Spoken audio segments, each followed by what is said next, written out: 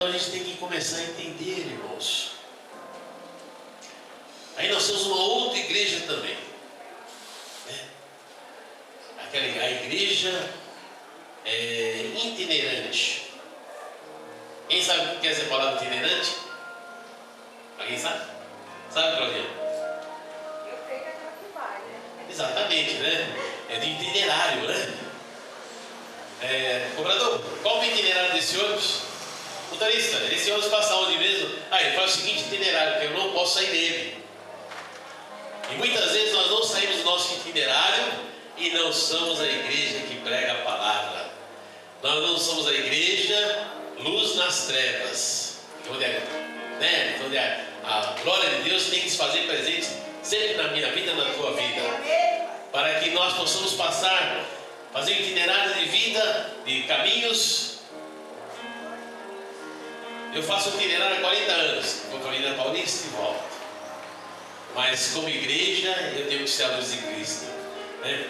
Como nas paradas dos faróis, nas várias situações, eu tenho que ser igreja que tem o quê? Lábios puros, pensamentos puros. Aquele que vem de amaldiçoar, temos que ser abençoador. Né? Então nós temos que rever conceitos.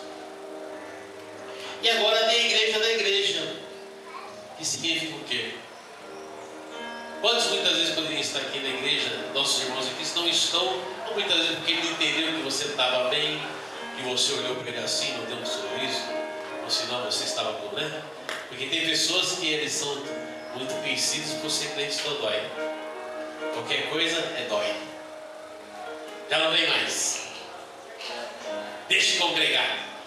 E a Bíblia fala que desde o tempo de Jesus já era um costume de muitos que deixavam de congregar, né? Por qualquer situações. Qualquer coisa eu não vou deixar de congregar. Vou usar até uma palavrinha pesada, mas ela é bem de encontro, né, viu, José? Deus não é papel higiênico que você usa e joga fora. Deus é Deus, soberano sobre a terra. Ele vê tudo, sabe tudo. E tudo é anotado. Tudo é anotado. Como nós falamos aqui na terça-feira, nós falamos aqui sobre a viúva, né, que deu o seu tudo. Ela teve um gesto ali, uma atitude. Jesus ali falou sobre a viuvinha. E depois nós falamos algo também tremendo, né? Que nós precisamos estar buscando ao Senhor. Nós precisamos estar mudando os nossos conceitos. Porque João Batista pregava o arrependimento. E Jesus veio para completar o arrependimento, mas trouxe a graça dele, queridos. Trouxe a vitória nele quando nós o aceitamos o Espírito de verdade. Quando nós reconhecemos o Senhor Jesus como nosso Salvador. Ele é fiel e justo para lançar no modo. Ele não lembra mais de nada. Tremendo o amor de Deus. É tremendo aquilo que Deus tem nos dado, tem nos mostrado. Eu estava ali e falei, Senhor, hoje a minha filha não está boa, o médico falou que ela tem que ficar nele coisa absoluta. Mas Senhor, eu olho a bateria, eu olho o instrumento, de repente tem jovens em ação, aqui não tem unção, quem tem unção, mas não tem ação. Eu vejo a Rosa de Salão, uma hora tem as irmãs, outra hora não estão as irmãs.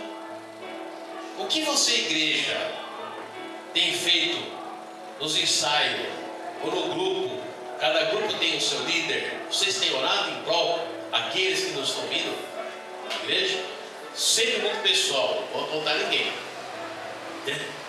Você tem ajudado o seu líder a chegar naquele irmãozinho? Escuta, irmão, domingo você não veio. Nós não saímos na quarta, o que aconteceu? Precisa de oração? Porque primeiro você tem que ter jeitos e jeitos para falar, porque senão, agora eu não vou mais. Agora eu vou mais para a igreja mesmo. Não gostei porque perguntou para mim por que foi assim. E o negócio era assado. Mas a Bíblia fala que os adivinhos não andaram do céu, né? Então a gente pergunta com amor, né? Amor, mas irmã, né? Porque você fez falta. Aquele dó maior que você não estava, eu fiquei no dó menor. E o dó maior e o lá si dó, né? Para quem toca, para quem canta, ia ficar um louvor, né, Helena? Tão lindo para Deus. E você fez falta, né? Então venha domingo, venha terça-feira. Querido. Porque senão, você não pode, de maneira alguma, abrir a sua boquinha e falar que você é evangélico ou evangélica. Concordas? Significa o que ser evangélico? Que boas novas você está levando. Se você não está, como atalaia, como a palavra, se o próprio Deus nos requer, como é que você está em prol do Rei de Deus?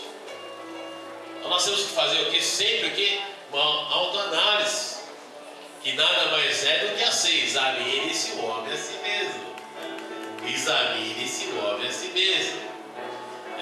E toma cuidado com o descaso. Toma cuidado com a igreja que dá testemunho.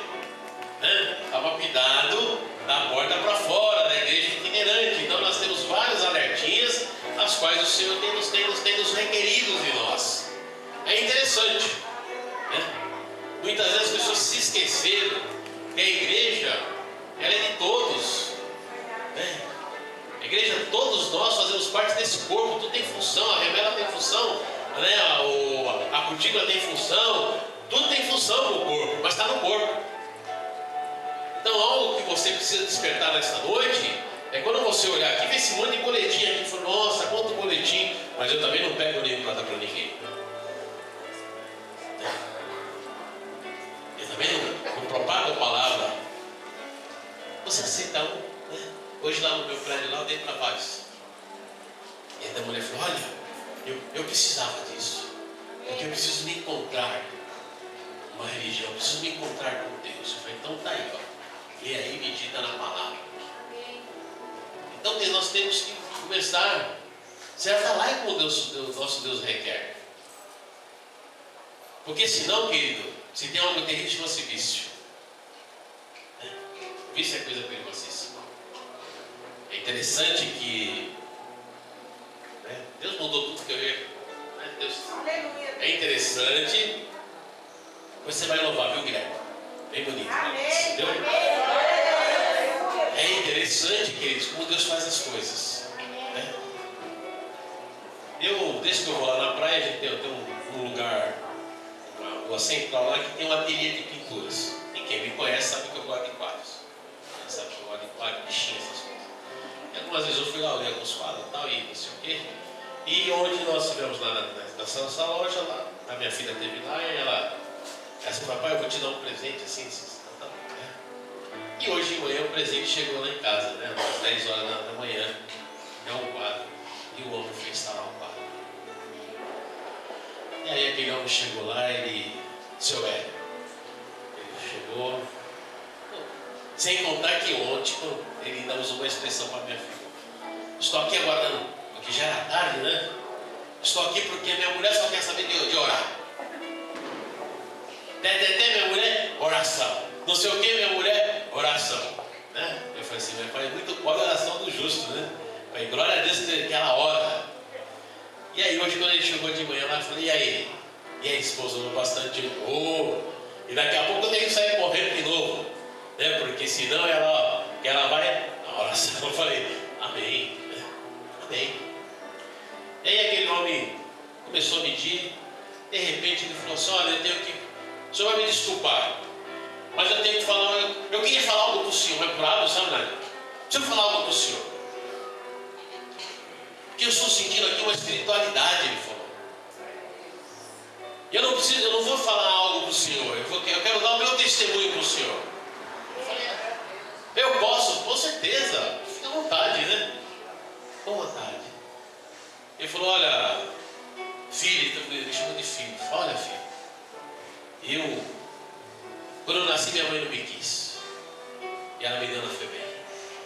Então eu fiquei na FEBEM, primeiro estágio de bebê até 1 ano, 2 anos, Depois no outro estágio de 3 anos, não sei quantos anos, até 10 anos.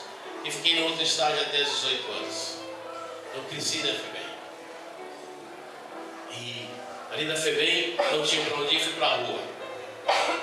E ali virei morador de rua. Olha, Deus faz. Virei morador de rua. E ali na rua eu comecei a usar droga, comecei a roubar, fazer muitas coisas, muitos delitos. A polícia pegava, largava. E eu nunca liguei para isso. E se passou alguns anos. E aí eu conheci minha mulher, ela ficou, tivemos um filho, e eu precisei ir no Poupatempo. Não sei se foi tirar a certidão, alguma coisa ele precisou fazer no Poupatempo. E quando ele chegou no Poupatempo, ele foi preso. Ele estava condenado a 21 anos de cadeia. E naquele dia ele foi direto para a penitenciária de Bauru. Condenado a 21 anos. E ali aquele homem disse que teve uma grande lição ali na cadeia, porque ali ele pôde se encontrar com Deus. Ali na cadeia ele desenvolveu o seu talento, que era de pintura de quadros, mas o melhor de todos foi ele conhecer a Jesus Cristo. E apenas não sei quanto tempo ele ficou preso, mas ele foi muitos anos, não ficou os 21 anos, mas chegou o tempo de Deus e ele foi liberto. E ali eu falei para ele, eu já faço um trabalho de rua, com moradores de rua. Ele foi exatamente, ele falou, isso que eu senti, ele falou. Isso que eu estou falando para o senhor. Então nós estamos morando um trabalho com moradores de rua. E faz umas 3 quinta-feiras mais ou menos, Deus não tem nos mandado ir nem no hospital, nem na rua. Porque nós temos que orar. Ele falou, exatamente, precisa orar mesmo. Porque ele falou, o problema, porque foi assim, o meu maior problema, seu Hélio, porque eles estão viciados na droga. Mas o maior problema é eles se viciar comigo também. Ele falou, disse tudo, pastor. Porque muitos não são só viciados, são viciados em saber que alguém vai levar algo de comer. Vai saber que ele vai pegar 2, 3 marmitex aqui, 2, 3 ali. Ele pega a mistura que ele gosta de uma, outra ele não gosta, ele joga do lado. E nós vamos sair, né, Zé? Quem está na rua, a gente vê mesmo, a gente vê muita coisa jogada lá. Então, muita gente, muitas vezes, só está mudando a droga, mas o vício continua mesmo. Aí eu entendi como Deus faz, né? Mandar aquele homem que eu nunca vi e falar para mim, exatamente, pastor. Tem situações que temos que parar. Eu falei, tanto é que eu não simplesmente dou o pão nem o leite, a gente não vai simplesmente, a gente dá a palavra. E a palavra ela é pregada. E a Bíblia fala, quem tem ouvidos ouça o que o Espírito Santo diz à igreja. E ali a igreja itinerante na rua, e muitos estão ouvindo. Então nós temos temor e tremor. Mas a Bíblia também, meus amados, meus irmãos queridos, ela nos diz assim, para andar 20 léguas, não é assim? Faça a tua parte. E Jesus falou aos apóstolos, enviados, vão. E quando alguém não receber, quando alguém não querer a minha palavra, quando alguém não te dá pousada, vire as costas, tira suas pagadas dos pés e bata o pó da terra e vai embora. Hoje eu falei para ele, e tem uma tradução mais antiga que fala amaldiçoa e vai embora. Quer dizer, sempre haverá o tempo de Deus. Deus não obriga ninguém a adorá-lo. Deus não obriga nem a mim, nem você está aqui nesta noite. Se você está aqui, tem que ser com o coração quebrantado, um coração de gratidão. Por isso que a Bíblia fala do culto racional. Não é um culto de emoções, é um culto racional. Porque eu vou lá buscar o meu limite espiritual, buscar minha bênção. Eu vou lá falar com Deus, falar, Senhor, eis-me aqui, receba o meu verdadeiro dízimo a Ti. Estou dizimando a mim mesmo. E ali voltando aquele senhor, ele falou, então é isso aí, pastor. Então o maior problema é isso.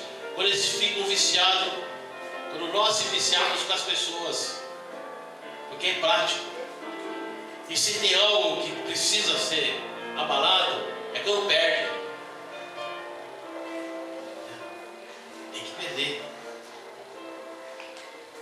E quando o Senhor falou para a gente, falou no meu coração, para ficar na igreja, oração, porque o Senhor está indo naquela palavra, viu, Elton?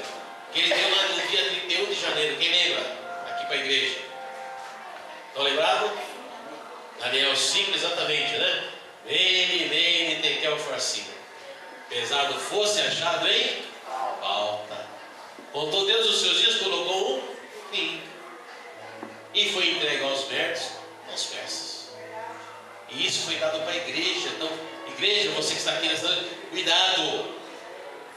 Porque o Senhor está dando tempo, Deus é longânimo, o amor de Deus mais perigoso da Bíblia é quando fala que Deus é longânimo. Longanimidade, quer dizer, Deus dá um tempo para mim e para você se acertar. Está dando um tempo para mim e para você. Mas quando Deus te requerer, feliz aquele que não for achado em falta. Porque nós nunca sabemos quando o nosso corpo mortal vai partir dessa terra.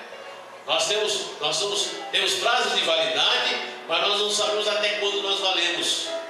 Não está escrito aqui, vale até dia 15 de janeiro, não é assim os remédios, as coisas são assim? Nós não. Nós temos um prazo de validade, mas nunca sabemos quando nós vamos partir. Então isso é muito sério quando se trata do amor de Deus, quando se trata da palavra pregada, quando se trata das portas abertas, quando se trata lá dos moradores de rua. Então é dado um tempo de alguém lá levar a palavra tudo, e de repente nós estamos levando a palavra, tinha lá 60, 70, de uma maneira, e de repente você está lá levando a palavra e estão acendendo droga, né? Estão fumando droga,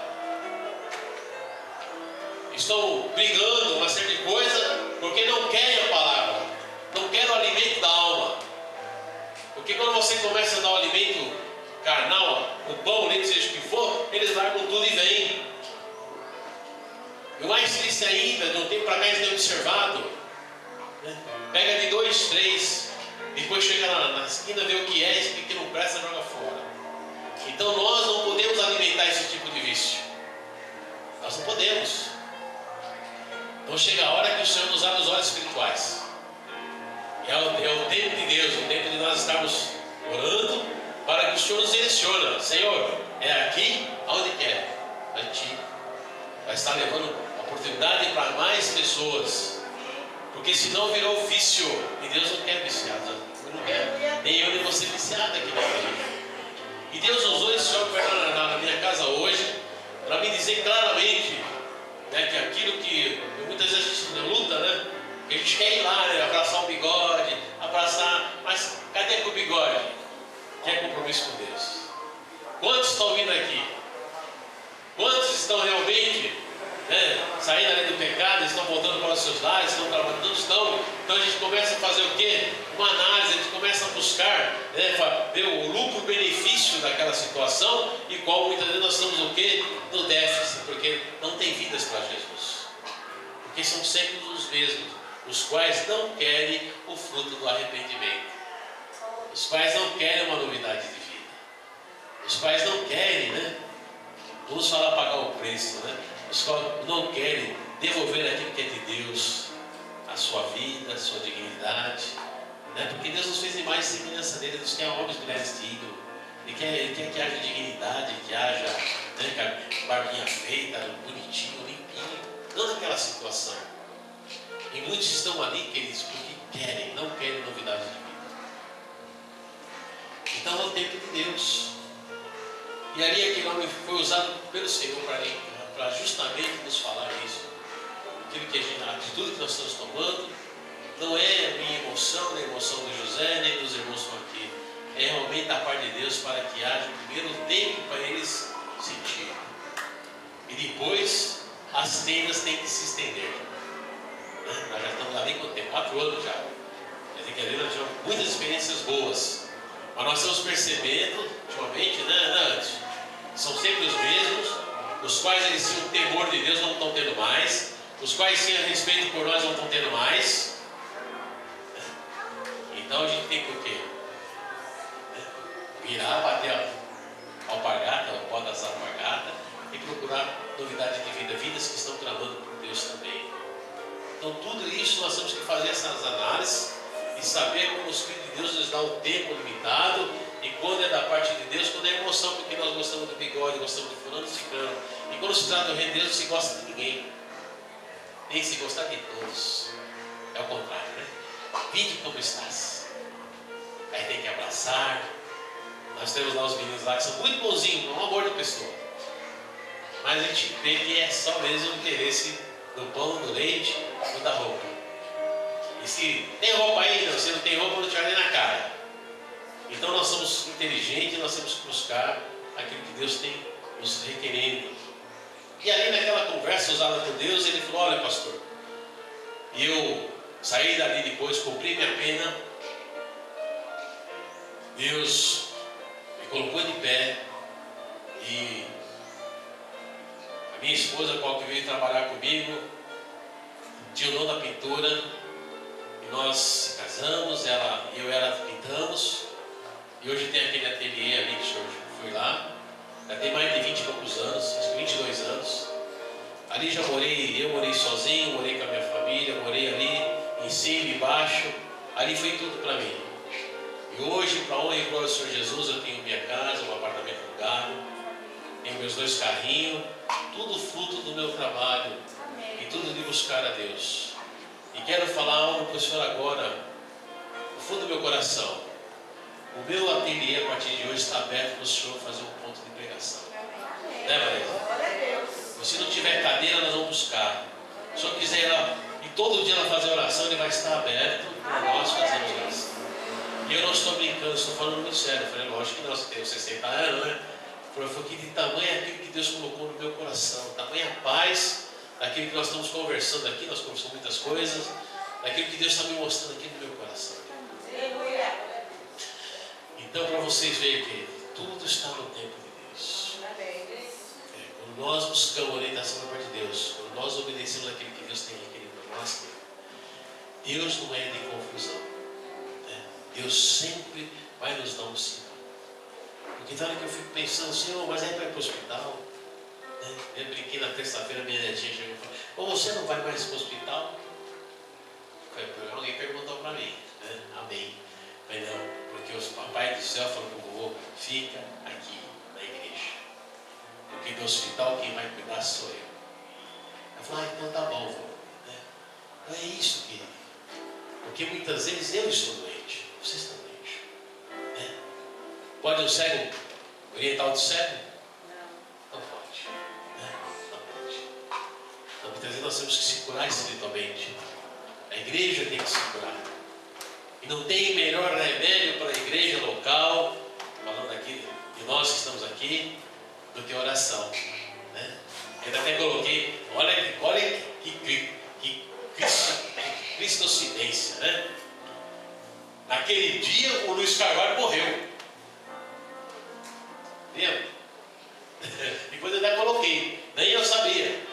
Há uns 90 e poucos anos, e naquele dia eu falei: Sérgio, tem fervente oração. Ele cantava desde pequeno, né? E eu falei: vê se você acha ali o Luiz Carvalho para nós. E eu chego em casa, está lá, morre o Luiz Carvalho, às 4 e pouco, assim, estamos fazendo homenagem para ele. Então é interessante, as partidas dos santos, que Deus faz. É ali,